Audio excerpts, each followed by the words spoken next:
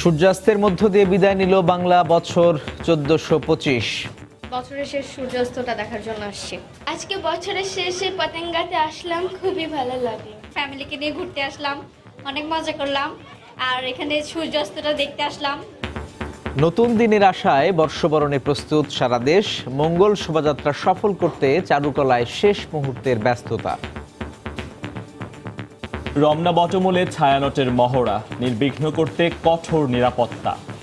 আমাদের কোনো আশঙ্কা নেই। আমরা উস্কানি বলতে এই সোশ্যাল মিডিয়া যেগুলি করেন সেগুলির উপর আমরা নজর রাখছি। দেখছিলেন প্রধান শিরোনাম। রাত 11টার সময় সঙ্গে আছি আমি ফয়সাল মোর্শেদ এবং আমি সাজিদ রাজু। হাল ছিল না বাংলাদেশ, জিপিএইচ ইস্পাত দৃঢ়তার প্রতিশ্রুতি। এবার অন্যান্য শীর্ষ সংবাদ। অধ্যক্ষ সিরাজের নির্দেশে অনুরুদ্দিনের পরিকল্পনায় নুসরাত হত্যাকাণ্ড। বোরখা পরা 4 জনের 3 জনই ছেলে। সংবাদ সম্মেলনে পিবিআই। দেশজুড়ে আজও প্রতিবাদ। শেখ হাসিনা লোডেড শেডিং দ্বিপক্ষীয় বৈঠক।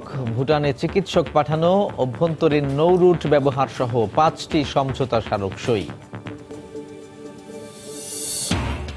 1 সপ্তাহ সময় থাকলেও এখনও চূড়ান্ত হয়নি পবিত্র শবে বরাতের তারিখ। নির্ধারণে 10 সদস্যের কমিটি গঠন ইসলামিক ফাউন্ডেশনের। এবং রোজা সামনে রেখে অস্থির হয়ে উঠছে ভোগ্যপণ্যের বাজার। আন্তর্জাতিক বাজার স্থিতিশীল হলেও বেড়েছে ছোলা, চিনি, পেঁয়াজের দাম।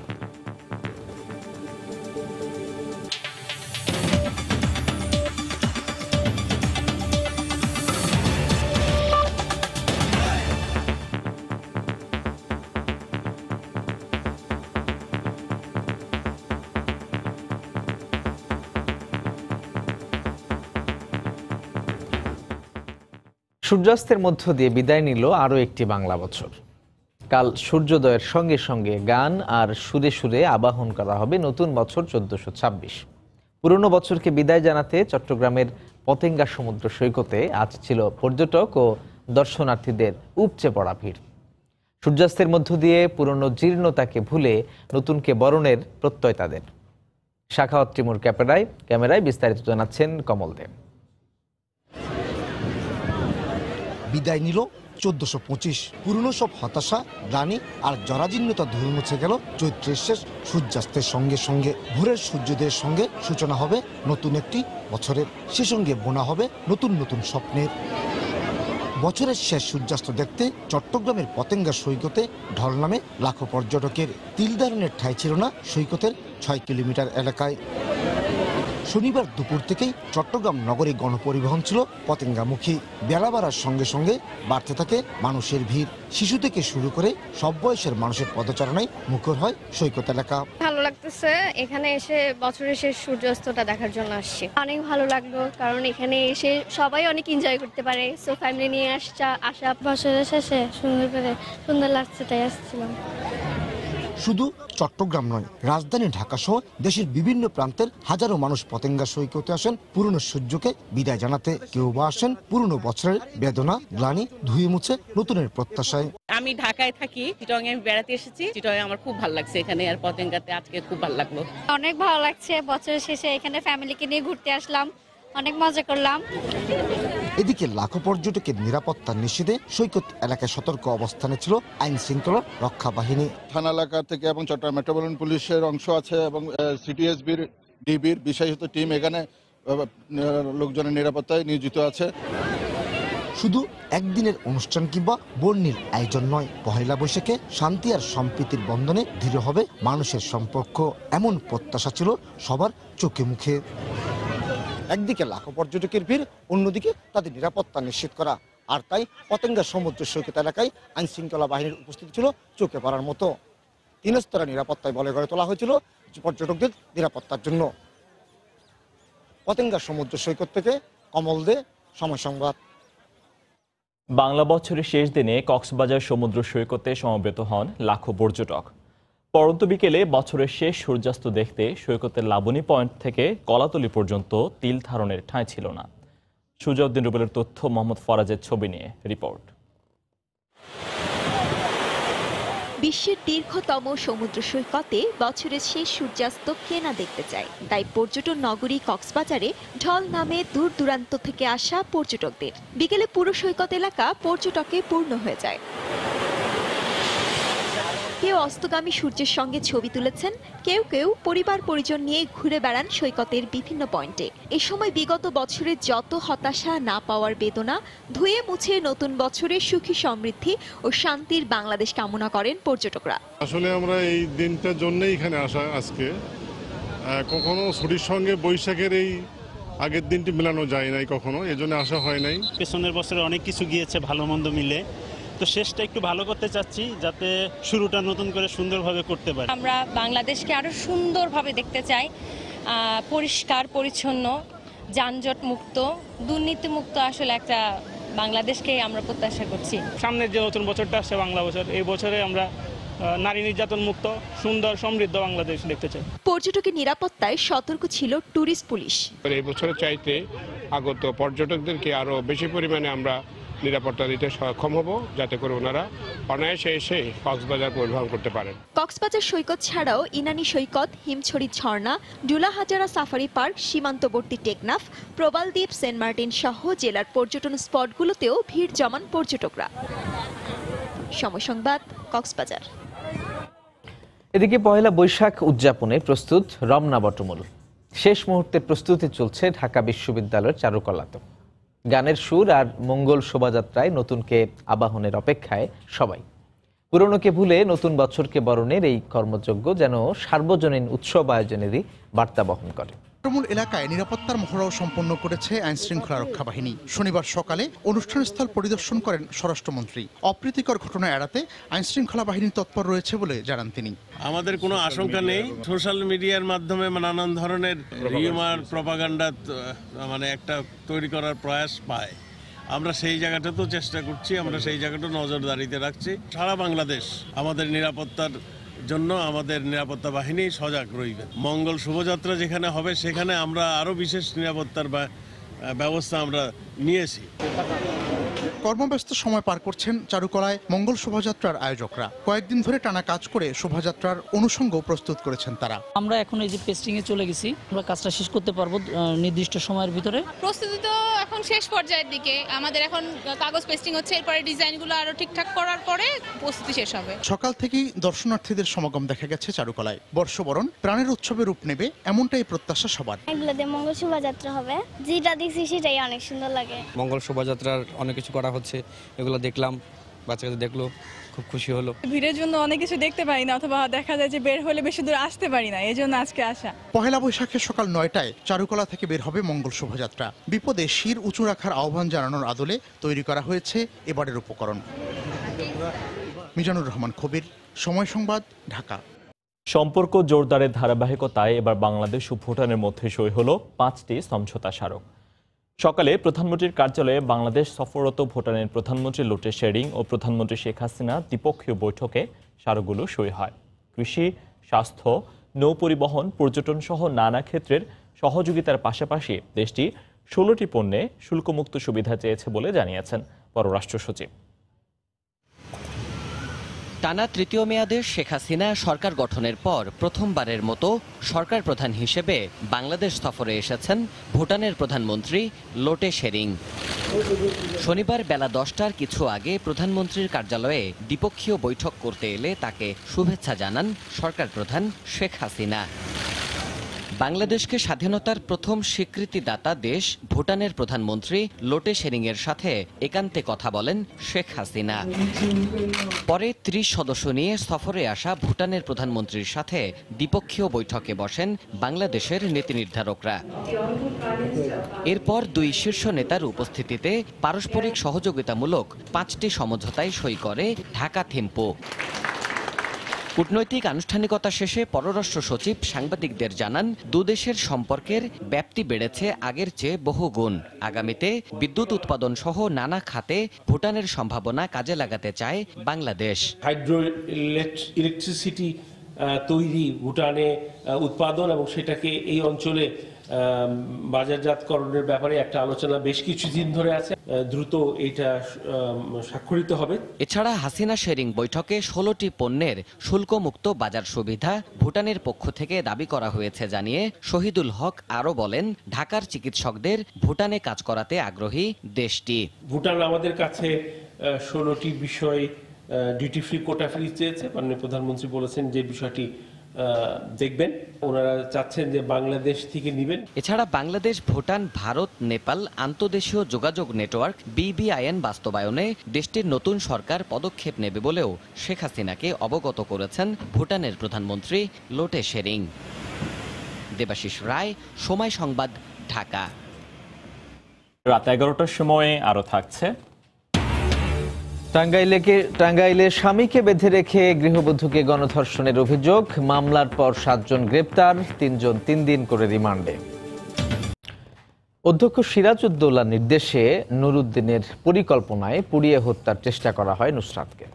জবানবন্দিতে একথা জানিয়েছে নুরুদ্দিন।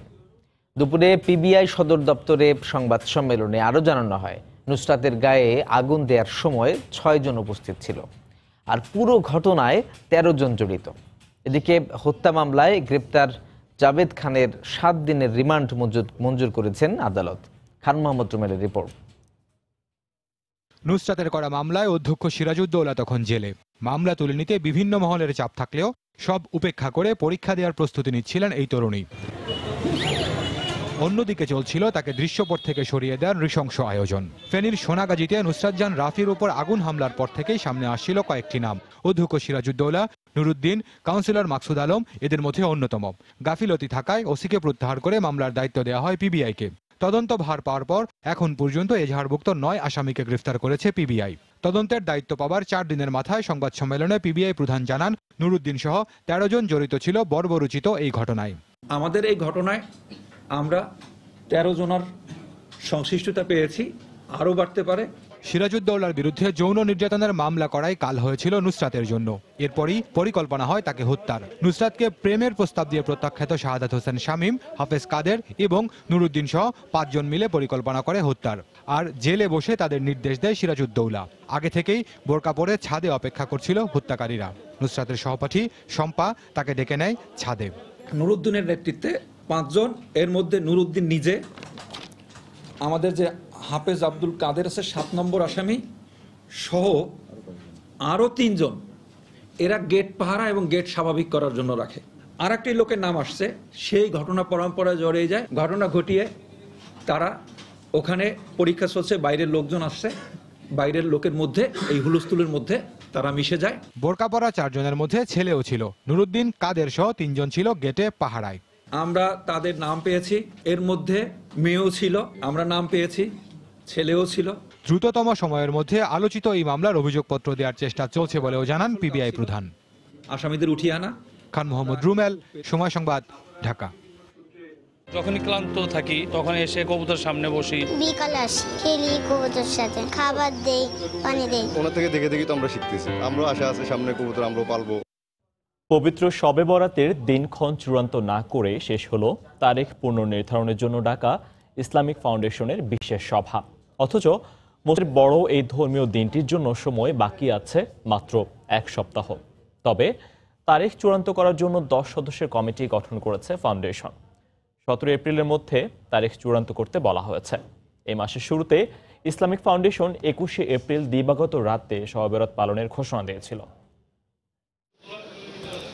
গত 6 এপ্রিল জেলা প্রশাসন, আবহাওয়া অফিস ও মহাকাশ গবেষণা প্রতিষ্ঠানের সব তথ্য যাচাই শেষে জাতীয় চাঁদ দেখা কমিটি বাংলাদেশের আকাশে কোথাও আরবি শাবান মাসের চাঁদ দেখা যায়নি উল্লেখ করে আগামী 21শে এপ্রিল রোববার দিবাগত রাতে সারা দেশে লাইলাতুল বরাত উদযাপনের ঘোষণা দেয় ইসলামিক ফাউন্ডেশন। পরে খাগড়াছড়ির গুইমারা উপজেলায় সেদিন একটি মসজিদের ইমাম সহ 2-3 জন চাঁদ দেখেছিলেন বলে দাবি করেন। বিষয়টি সরেজমিনে তদন্ত করে ইসলামী ফাউন্ডেশনের একজন কর্মকর্তা ঢাকায় পাঠানো রিপোর্টে জানান, একজন ছাড়া ওই এলাকায় চাঁদ দেখার কোনো প্রত্যক্ষদর্শী তিনি পাননি। বিষয়টি সমাধান করতে দেশের আলেম ওলামাদের নিয়ে শনিবার ইসলামিক ফাউন্ডেশনের ফের বিশেষ সভা ডাকেন ধর্ম প্রতিমন্ত্রী। 2 ঘণ্টা ব্যাপী বৈঠক শেষে মন্ত্রী জানান, যারা চাঁদ দেখেছেন বলে দাবি করেছেন তাদের কথার মিল পাওয়া যাচ্ছে না। রাত 9টা-10টা পর্যন্ত আমি ইসলামিক ফাউন্ডেশনের অফিসে বসা ছিলাম, কোনো খবর আবার আমরা কোনো সময় কোনো থেকে আমরা পাইনি। পরের দিন থেকে বিভিন্ন জনে বিভিন্ন রকম কথাবার্তা বলতেছেন এবং সেই কথাগুলি আমরা ক্রস এক্সামিন করতে যে দেখছি যে সেই কথাগুলির সাথে কোনো তাল মিল নাই। আলেম ওলামাদের সঙ্গে করা বৈঠক থেকে কোনো সিদ্ধান্তে আসতে না পারায় শবে বরাতের চূড়ান্ত তারিখ নির্ধারণে 10 সদস্যের কমিটি করে দেন মন্ত্রী। আগামী 17 তারিখের মধ্যে এই কমিটি এই বিষয়ে চূড়ান্ত সিদ্ধান্ত ঘোষণা করবে। মন্ত্রীর ব্রিফিং শেষে আগত কোনো আলেম গণমাধ্যমের সঙ্গে কথা বলতে সম্মত হননি। 1988 সালে জর্ডানে ওআইসির আম্মান সম্মেলনে বিশ্বের যে কোনো স্থানের আকাশে হিজরি মাসের নতুন চাঁদ দেখা দিলে স্থানীয় সময় অনুযায়ী একই দিনে যে কোনো ধর্মীয় অনুষ্ঠান পালনের সিদ্ধান্ত নেওয়া হয়। এক্ষেত্রে প্রয়োজনে জ্যোতির্বিজ্ঞানের সাহায্য নিতে বলা হয়েছে। বিশ্বের অনেক দেশ এই সিদ্ধান্ত মানলেও বাংলাদেশ সহ এশিয়ার কয়েকটি দেশ এখনও তা অনুসরণ করছে না। মাহমুদ রাকিব, সময় সংবাদ, ঢাকা। রমজান সামনে রেখে চাহিদা বাড়তে থাকায় অস্থির হতে শুরু করেছে দেশের ভোগ্যপণ্যের বাজার। আন্তর্জাতিক বাজার স্থিতিশীল থাকার পরও চাহিদা বাড়ার অজুহাতে ছোলা, চিনি এবং পেঁয়াজের দাম বাড়িয়ে দেওয়া হয়েছে। তবে গেল কয়েক সপ্তাহের মতো চলতি সপ্তাহেও কমছে সব ধরনের ভোজ্য তেলের দাম। বিস্তারিত জানাচ্ছেন কমল দে। বছরের অন্যান্য সময় তেমন চাহিদা না থাকলেও শুধুমাত্র রমজান মাসে দেশে ছোলার চাহিদা 70 থেকে 80 হাজার মেট্রিক টন। চাহিদা অনুযায়ী বিদেশ থেকে ছোলা আমদানিও হয়েছে। এমনকি ছোলাবাহী আরও কয়েকটি জাহাজ বন্দরে অবস্থান করছে। তারপরও বাড়ছে ছোলার দাম। এটা 65 টাকা ছিল, এখন এই ছোলা 65 টাকা আটা না। সরবরাহ ঘাটতির অজুহাতে চিনির দামও বেড়েছে। রমজান মাসে 2.5 থেকে 3 লাখ মেট্রিক টন চিনির চাহিদা থাকে, কিন্তু মিল থেকে বাজারে চিনি আসার ধীরগতির কারণে দাম বাড়ছে বলে দাবি ব্যবসায়ীদের। সরবরাহ যদি স্বাভাবিক না থাকে তাহলে ভবিষ্যতে কিন্তু চিনির দাম আরও বাড়বে। এদিকে আন্তর্জাতিক বাজারে গত এক সপ্তাহে সয়াবিন তেলের বুকিং রেট কমেছে অন্তত $20, যে কারণে দেশের বাজারে সব ধরনের ভোজ্য তেলের দাম মণপ্রতি 20 থেকে 30 টাকা কমেছে। আমরা সয়াবিন বিক্রি করতেছি 240 টাকা থেকে 45 টাকা, পাম অয়েল বিক্রি করতেছি 2000 টাকা থেকে 2005 টাকা, আর সুপার ফার্ম বিক্রি করতেছি 2150 টাকা থেকে 60 টাকা। গত সপ্তাহে প্রতি কেজি পেঁয়াজ 8 টাকা দরে বিক্রি হলো, এ সপ্তাহে 2 টাকা বেড়ে 20 টাকায় বিক্রি হচ্ছে। আদা ছিল 72 টাকা, এখন 70 টাকা, আর পেঁয়াজ রসুনের দাম ছিল 84, এখন 82, 80 টাকা এরকম। চট্টগ্রামের খাতুনগঞ্জ কেন্দ্রিক 15 থেকে 20 জন আমদানিকারক এসব ভোগ্যপণ্য আমদানি করেন। বাংলাদেশে ভোগ্যপণ্যের দাম বাড়াতে সুনির্দিষ্ট কোনো কারণের দরকার হয় না, শুধুমাত্র অজুহাত দাঁড় করাতে পারলে হয়। যেমন গত সপ্তাহের তুলনায় এই সপ্তাহে এসে শুধুমাত্র অজুহাত দেখিয়ে দাম বাড়ানো হয়েছে ছোলা, চিনি এবং পেঁয়াজের। চট্টগ্রামের খাতুনগঞ্জ থেকে কমল দে, সময় সংবাদ। রাত 11টার সময় আরও থাকছে। ভারতের লোকসভা নির্বাচনে পশ্চিমবঙ্গে চলছে জমজমাট প্রচারণা। ভাটা পড়েছে দার্জিলিংয়ের পর্যটন শিল্পে। টাঙ্গাইলে স্বামীকে বেঁধে রেখে এক গৃহবধূকে গণধর্ষণের অভিযোগ উঠেছে। এই ঘটনায় দায়ের করা মামলায় 7 জনকে গ্রেফতার করা হয়েছে। এদের মধ্যে 3 জনকে 3 দিন করে রিমান্ড মঞ্জুর করেছেন আদালত। কাদের তালুকদারের তথ্য ও রাশেদ খানের ছবিতে রিপোর্ট।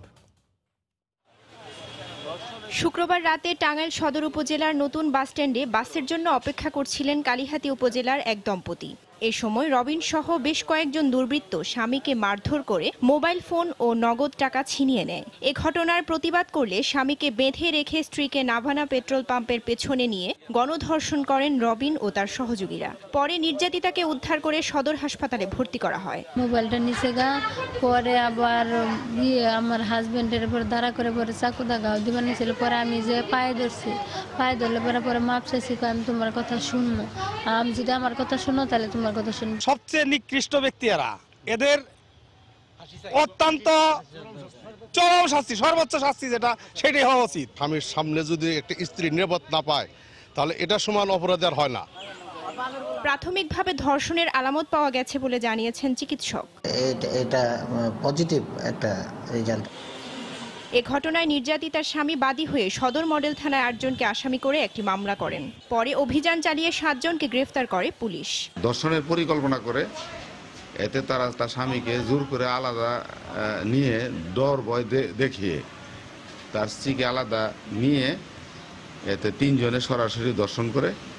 আরও সহযোগী হিসাবে কাছে পাশে আরও 2 জন ছিল, আরও 2-3 জন আছে। শনিবার দুপুরে 3 আসামিকে 3 দিনের রিমান্ড মঞ্জুর করেন জেলার সিনিয়র জুডিশিয়াল ম্যাজিস্ট্রেট আদালতের বিচারক সুমন চন্দ্র কর্মকার। সময় সংবাদ, টাঙ্গাইল। কবুতরগুলোর মধ্যে সবচেয়ে উল্লেখযোগ্য হচ্ছে যে সৌদি আরব থেকে আনা হয়েছে ড্রাগন রেসার নামে একজোড়া কবুতর। সেই কবুতরের দাম কমপক্ষে 4 লক্ষ টাকা। দেখবেন সংবাদের শেষাংশে। ভারতের লোকসভা নির্বাচনে দ্বিতীয় দফার ভোট সামনে রেখে পশ্চিমবঙ্গের দার্জিলিংয়ে চলছে জমজমাট প্রচারণা। নিজেদের প্রার্থীর পক্ষে প্রচারণায় ব্যস্ত সময় পার করছে রাজনৈতিক দলের নেতাকর্মীরা। তবে নির্বাচনের কারণে খানিকটা ভাটা পড়েছে দার্জিলিংয়ের পর্যটন শিল্পে। দার্জিলিং থেকে আরও জানাচ্ছেন কলকাতা ব্যুরো প্রধান সুব্রত আচার্য। ক্যামেরায় ছিলেন সৌমেন রায়চৌধুরী। আগামী 18 এপ্রিল দার্জিলিংয়ে লোকসভা নির্বাচন সামনে রেখে ব্যস্ত সময় পার করছে রাজনৈতিক দলগুলো। নির্বাচনের দিন ঘনিয়ে আসার সঙ্গে সঙ্গে সরে সরে প্রচারণা চালাচ্ছেন দলগুলোর নেতারা। শনিবারও প্রচারণায় অংশ নেয় বিভিন্ন রাজনৈতিক দল। এবারের নির্বাচনে দার্জিলিংয়ের আদিবাসীদের ভূমি অধিকারের বিষয়টি বেশি গুরুত্ব পাবে বলে মনে করছেন সংশ্লিষ্টরা। जेएनएलएफ और टीएमसी पार्टी और सीपीआरएम और ये हल्का बहादुर छेत्री का ये जो पार्टी है वही चल रहा है अभी पहाड़ में हलचल, लेकिन पता नहीं किसका भी जो के 18 तारीख का बात ही पता चले। তবে নির্বাচন সামনে রেখে ভাটা পড়েছে এখানকার পর্যটন শিল্পে। এতে উদ্বেগ প্রকাশ করেছেন স্থানীয়রা। ইলেকশনের প্রভাব বলতে কালকে আসার সময় একটু ডিফিকাল্টিস ফেস করেছিলাম।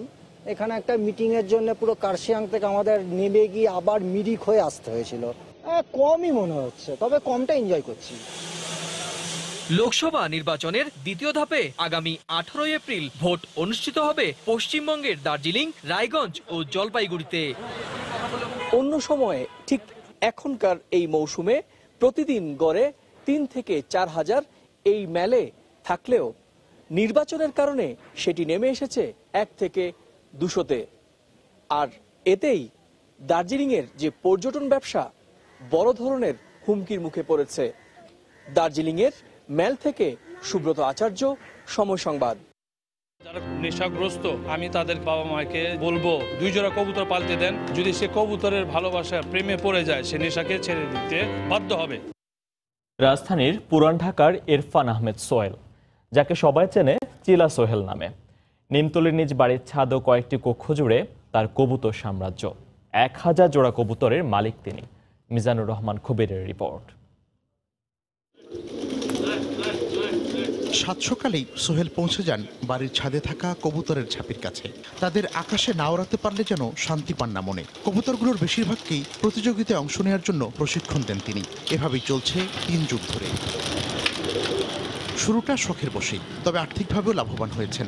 একসময় এই চিলা কবুতরের ভালোবাসার মায়ায় এমনভাবে জড়িয়েছেন যে মানুষ আজ তাকে চিলা সোহেল বলেই ডাকে। আমাদের যারা সিনিয়র মুরব্বী চিলা কবুতর পালতো তাদের বাসায় গিয়ে গিয়ে আমি অনেক কষ্ট করে ওদের থেকে বুঝাই, অনেক সময় দিতে চাইতো না। এক সময় সম্পূর্ণ কবুতরই আমি নিয়ে আসি। কবুতরটা চিলা মানে চিলের মতো দেখতে এবং লাল। যখনই ক্লান্ত থাকি তখন এসে কবুতর সামনে বসি, তখন আর ক্লান্তটা থাকে না। এই কবুতরগুলোর মধ্যে সবচেয়ে উল্লেখযোগ্য হচ্ছে যে সৌদি আরব থেকে আনা হয়েছে ড্রাগন রেসার নামে একজোড়া কবুতর। সেই কবুতরের দাম কমপক্ষে 4 লক্ষ টাকা। এখানে রয়েছে আরও বিভিন্ন বয়সী কবুতর। 26 বছর বয়সী চিলাও রয়েছে তার সংগ্রহশালায়। প্রজনন কক্ষ ভরপুর দেশি বিদেশি আরও নানা জাতের কবুতরে। বিকালে আসি, খেলি কবুতর সাথে, খাবার দেই, পানি দেই। কবুতরকে আমার সন্তানের মতো মনে হয়। এদের মায়া ভালোবাসা যে আমার থেকে চলে যাবে সে কিভাবে যত্ন নিবে বা আমার মতো ভালোবাসবে কিনা, এর জন্য আমি বাণিজ্যিকভাবে হাজার চেষ্টা করেও পারতেছি না। এত কবুতরের দেখভালে তাকে সাহায্য করেন কয়েকজন সহযোগী। দেশ বিদেশের অনেকেই আসেন তার এই বিশাল পাখি সাম্রাজ্য দেখতে। ওনার থেকে দেখে দেখে তো আমরা শিখতেছি। আমরাও আশা আছে সামনে কবুতর আমরাও পালবো। তরুণদের উপহার হিসেবে কবুতর দেওয়ার রেওয়াজ চালু করার দাবি জানান সোহেল। যারা নেশাগ্রস্ত আমি তাদের বাবা মাকে বলবো যে 2 জোড়া কবুতর পালতে দেন। যদি সে কবুতরের ভালোবাসা প্রেমে পড়ে যায় সে নেশাকে ছেড়ে দিতে বাধ্য হবে। বিদেশি জাতের কবুতরের ভিড়ে হারিয়ে যাচ্ছে দেশি জাত। চিলা কবুতর সংরক্ষণে তার উদ্যোগ আজীবন থাকবে বলে জানালেন তিনি। মিজানুর রহমান কবির, সময় সংবাদ, ঢাকা।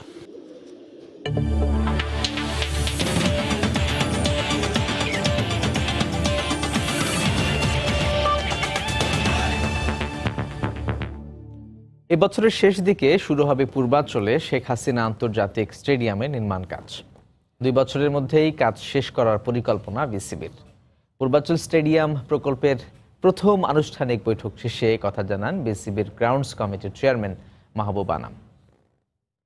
ইঞ্জিনিয়ারিং ইউনিভার্সিটি থেকে প্রতিনিধি নেব এবং আমাদের লিগ্যাল এবং আমাদের যারা অডিট করে থাকেন তাদের থেকে প্রতিনিধি নিয়ে কাজটা সামনের দিকে অগ্রসর হব। মাঠটি প্রোটেক্ট করা এবং এখানে একটা সাইট অফিস করা এবং অন্যান্য যে পরিকল্পনাগুলো রয়েছে সেগুলো আমরা সামনের দিকে আগাবো। এমন একটা স্টেডিয়াম হবে যেটা আমাদের এই রিজন কেন সারা বিশ্বের মধ্যে একটা মানে প্রতীয়মান একটা সুন্দর স্টেডিয়াম হবে, যেহেতু এটা গ্রিনফিল্ড স্টেডিয়াম। এখানে আমাদের অনেক কিছু করার সুযোগ রয়েছে। এ পর্যায়ে শীর্ষ সংবাদ জানিয়ে দিচ্ছি আরো একবার।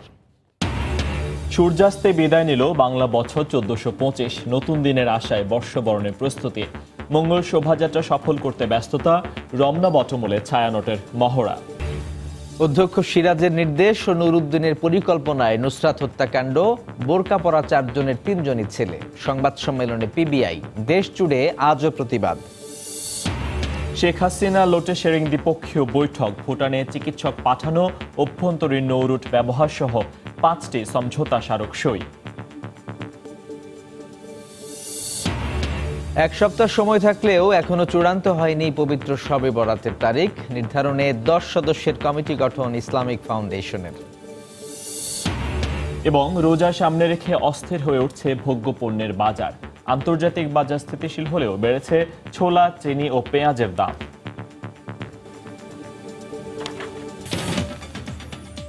এই ছিল রাত 11টার সময়। আপনার মোবাইলে সময় সংবাদ দেখতেও সকল খবর পেতে ডাউনলোড করুন সময় অ্যাপ। আর সঙ্গে থাকুন সময়।